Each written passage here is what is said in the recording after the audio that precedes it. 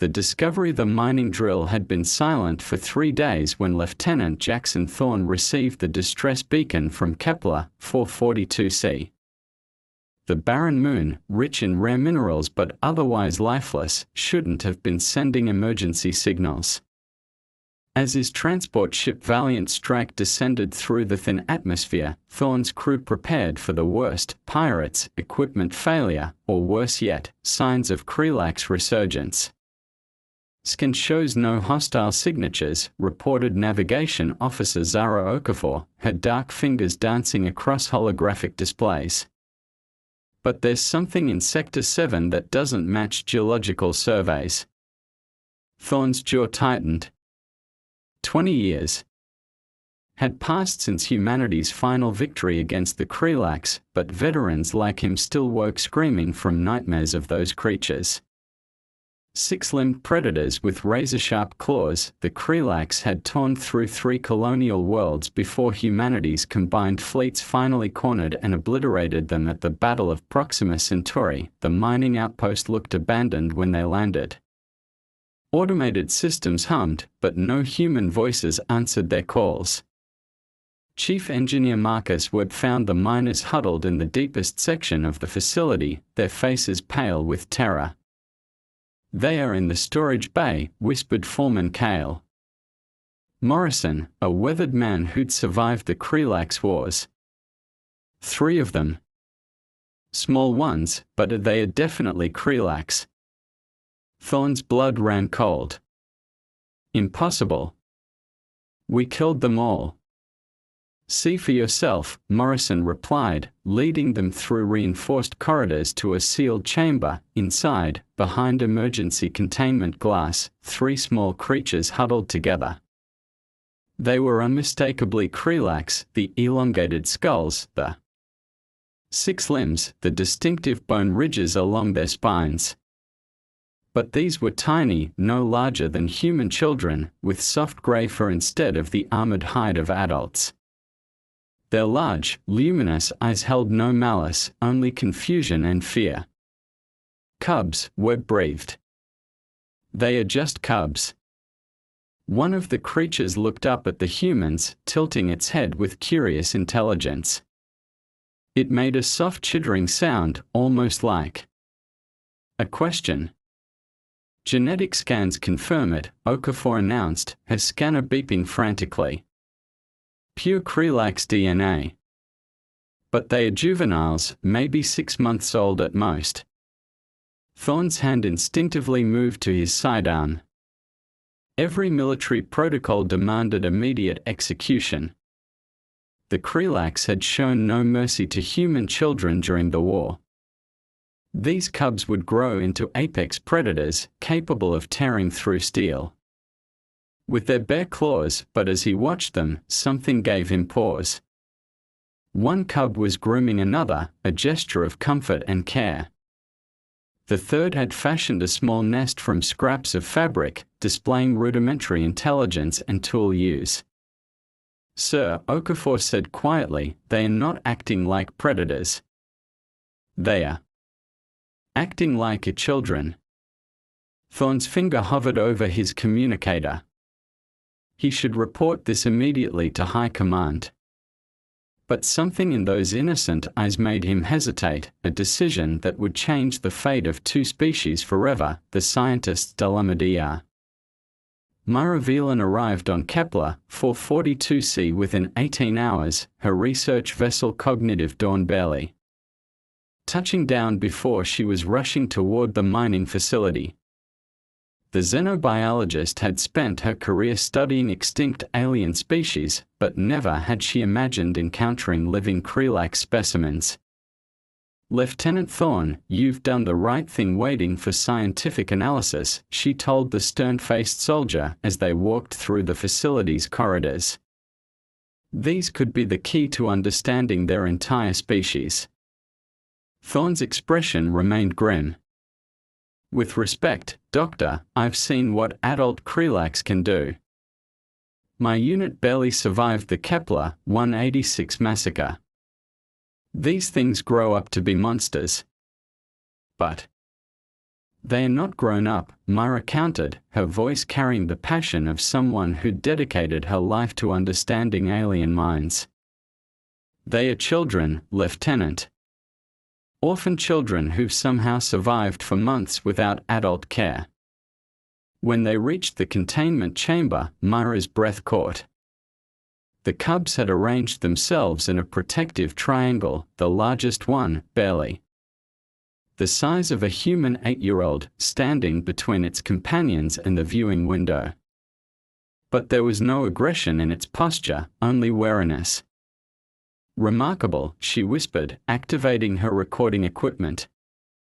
"They've developed a social structure, clear communication patterns, and problem-solving skills. Look at how they've modified their environment." The cubs had indeed transformed their sterile containment area. Scraps of fabric formed sleeping areas, a small pile of processed food showed evidence of rationing, and scratches on the walls seemed to form crude pictographs. "They are intelligent," Myra continued, her excitement growing. "Not just intelligent, they are creative, emotional, and they care for each other. This changes everything we thought we knew about their species." Thorne remained unconvinced. "Intelligence doesn't equal peaceful intent. The adult Krelax were smart too, smart enough to nearly wipe us out. But what if they weren't naturally aggressive?" Myra turned to face him, her eyes blazing with scientific fervor. "What if we only saw them as conquerors because that's what we made them? These cubs show empathy, cooperation, even artistic expression. Maybe the Krelax we fought were as much victims of their circumstances as we were." She began running detailed scans, documenting everything. The cubs watched her with curious interest, occasionally making soft chittering sounds that seemed almost like questions. When she played back recordings of human children laughing, the cubs tilted their heads in perfect synchronization, clearly recognizing the sound as expression of joy. "They are learning," Myra breathed. "They are trying to understand us just as much as we are trying to understand them." But her research was interrupted by an emergency transmission from Fleet Command. Admiral Corzen's weathered face appeared on the holographic display, his expression dark with barely contained fury. "Dr. Velan, you are to cease all research immediately. Those creatures are to be terminated within the hour." "Admiral, with respect, these cubs represent an unprecedented opportunity they represent a threat," Corzen cut her off. "Every xenopsychology expert agrees, Krelax aggression is genetically hardwired. These cubs will grow into killers. The Senate has voted unanimously for immediate execution." Myra felt her heart sink. Behind her, the cubs seemed to sense the tension, huddling closer together. One of them, the smallest, made a soft, questioning sound that broke her heart. 24 hours, she said quietly. "Give me 24 hours to prove they are not a threat." Corzen's eyes narrowed. "You have 6 hours, Doctor. Then we end this." The escape Dr. Myra Velan had never considered herself a rebel, but as she watched the cubs sleep in their containment chamber, she knew she couldn't let them die. The smallest one, which she'd begun thinking of as Echo due to its habit of mimicking sounds, had spent the evening trying to comfort its siblings with soft chittering songs. "There has to be another way," she murmured to herself, reviewing her research data for the 100th time. Every scan showed the same thing: these cubs were fundamentally different from the Krelax humanity had fought. Their brain structures showed enhanced empathy centers, their social behaviors indicated strong pack bonds, and their play patterns suggested curiosity rather than aggression. Lieutenant Thorne entered the lab, his face troubled. "Doctor, I need To tell you something. Fleet Command is sending the Executioner's Edge to handle the termination. Captain Voss has orders to vaporize the entire facility if necessary. Myra's blood ran cold. Captain Voss was known for his ruthless efficiency and his hatred of all alien life. When? 4 hours. Thorne looked toward the containment chamber. I've been thinking about what you said. About them being children. My daughter back on Earth. She's about the same age as the big one there. If someone told me they were going to kill her because of what she might become, you'd fight to protect her, Myra finished. Yeah. Thorne's hand moved to his weapon. Doctor, I'm going to do something that'll probably get me court-martialed. I'm going to shut down the containment field. If you happen to take those cubs somewhere safe while I'm mysteriously unconscious, before Myra could respond, alarms began blaring throughout the facility. But these weren't the standard emergency alerts, this was something else entirely. The air itself seemed to shimmer, and a deep, resonant humming filled the corridors. What the hell? Thorne spun toward the exit, but stopped dead as he saw what was happening outside. The sky above Kepler 442c was tearing open. Not metaphorically, reality itself was splitting apart like fabric, revealing something beyond. Through the rift came a ship unlike anything in human experience. It wasn't built so much as grown, its surface flowing like liquid metal but maintaining impossible geometric patterns that hurt to look at directly. That's not possible, Thorne whispered. The cubs had awakened and they were acting strangely. They stood at the viewing window, their chittering sounds now forming complex harmonies. They seemed to be singing. And impossibly, the alien ship was responding, its surface pulsing in rhythm with their voices. My God, Myra breathed, her scanners going wild. The dimensional readings are off the charts. This isn't just interdimensional, it's from outside our reality entirely. A voice filled their minds, not heard, but felt directly in their consciousness. It was ancient, vast, and carried the weight of eons. We are the convergence of the 8th dimension. We have come for the young ones. The cubs' singing grew louder, more joyful. They recognized this presence, somehow. Perhaps it was genetic memory, or perhaps something deeper. The small ones are precious to the weave of existence. Their termination would create ripples across all realities. We claim them under the cosmic rights of sanctuary. Thorne managed to find his voice. Who are you? What do you want with them? We are the gardeners of possibility. These young ones carry within them the seeds of change, not just for their species, but for yours.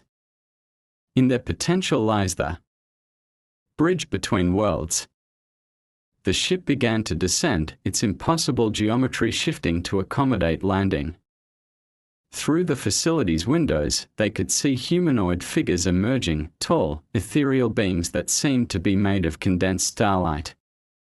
The 8th dimension, Myra whispered. The theoretical civilization that exists outside our space-time.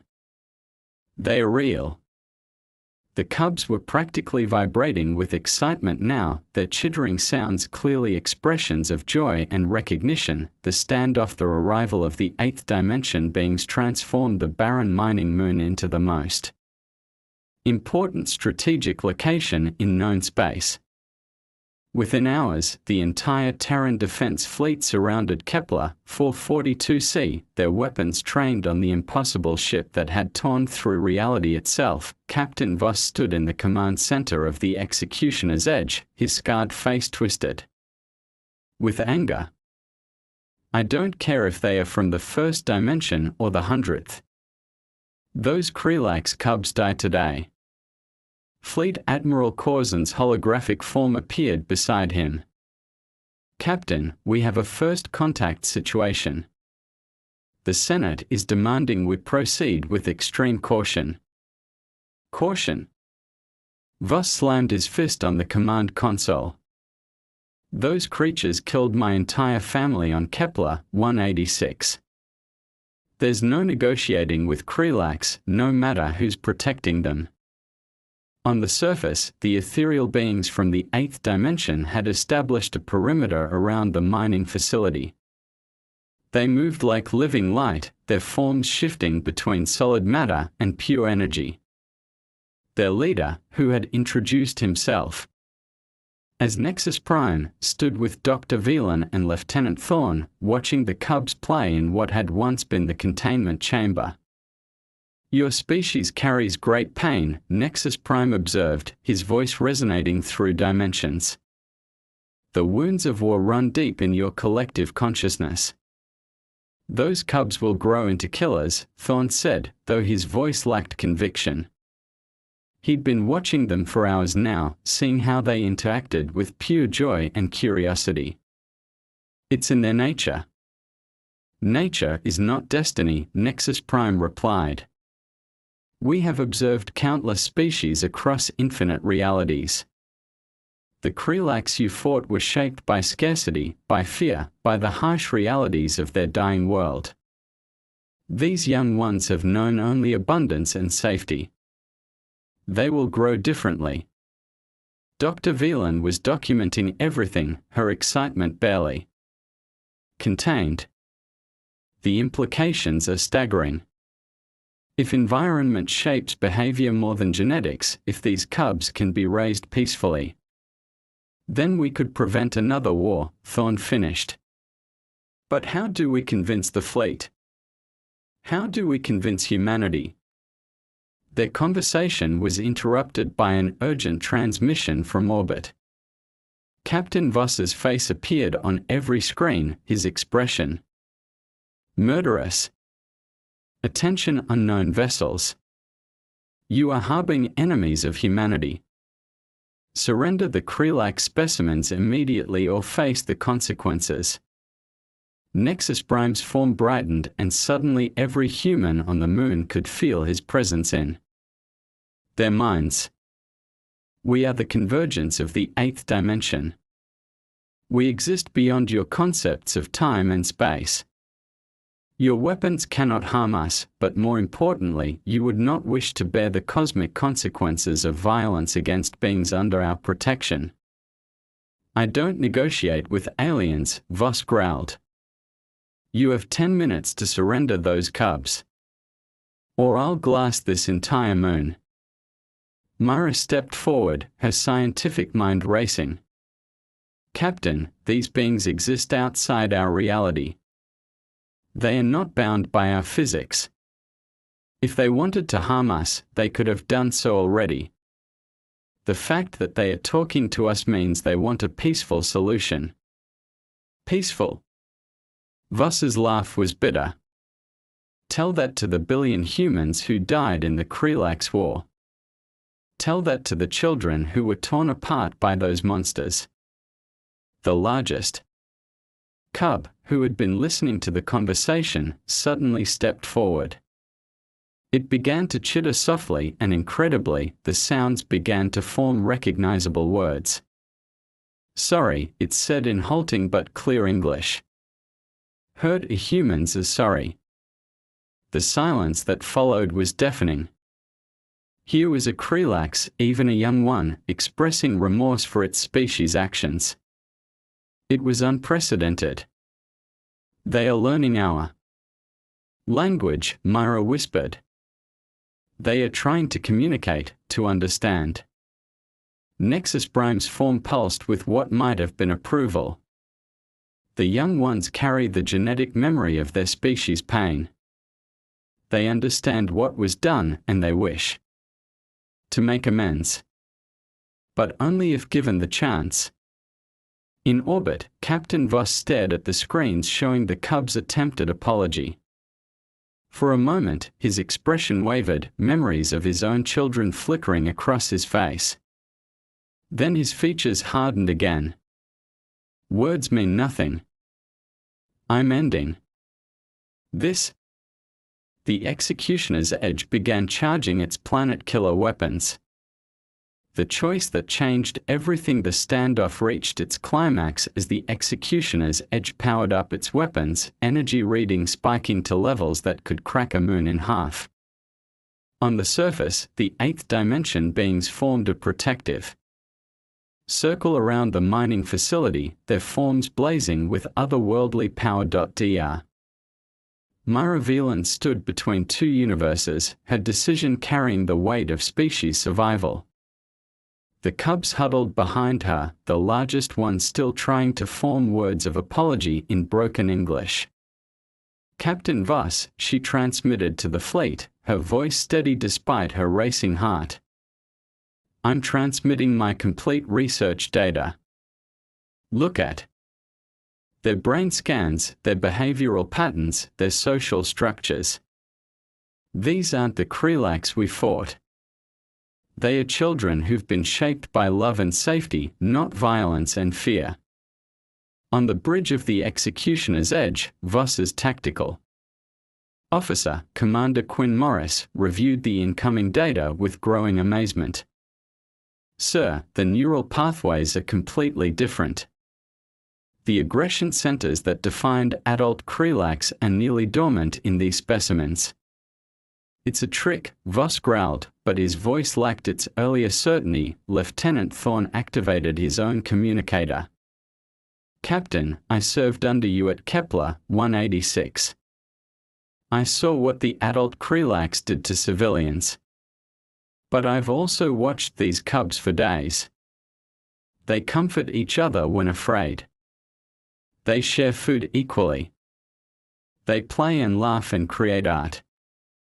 They are not monsters, sir. They are children. The smallest cub, Echo, stepped forward, its large eyes fixed on the communication screen. In its halting English, it began to speak. Human friends hurt. Krelax old hurt human friends. Echo sorry. Brothers sorry. Want make better. The simple words hit the fleet like a shockwave.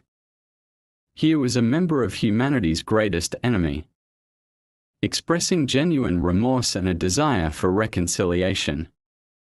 The implications were staggering. Nexus Prime's voice resonated across all dimensions.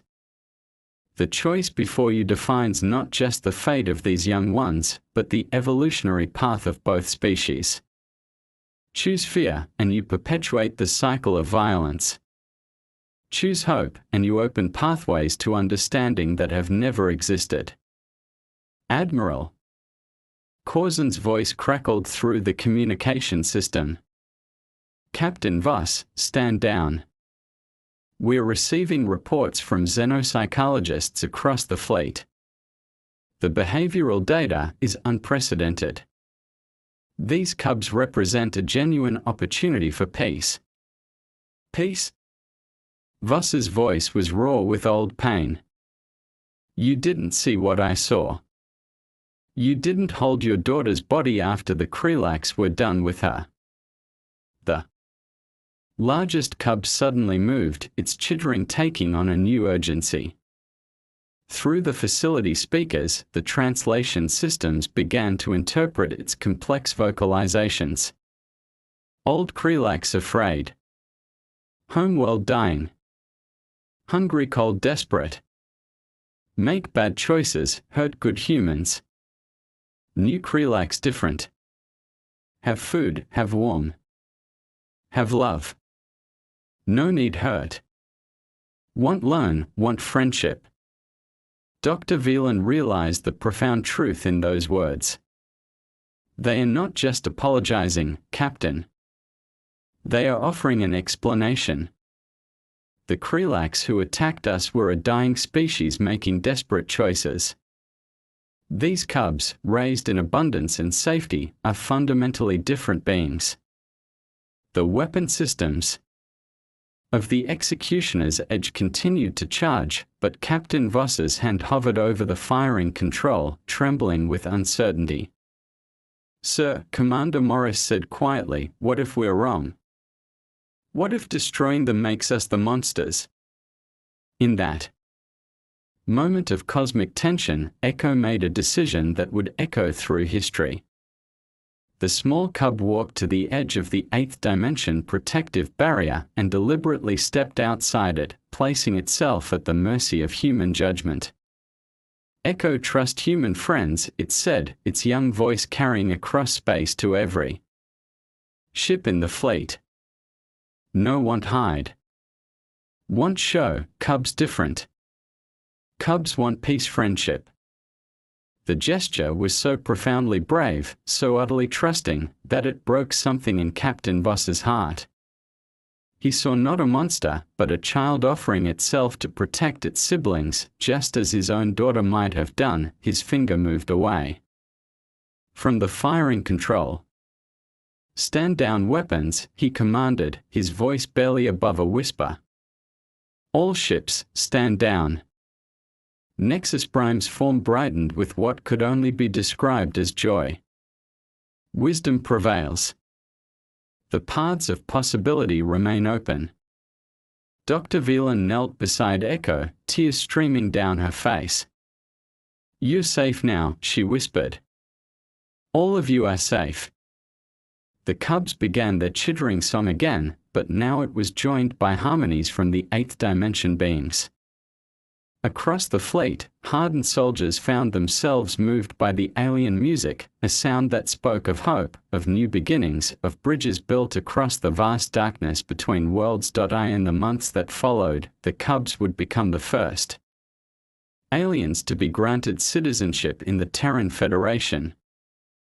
They would grow up as ambassadors of their species, helping to heal the wounds between humans and Krelax.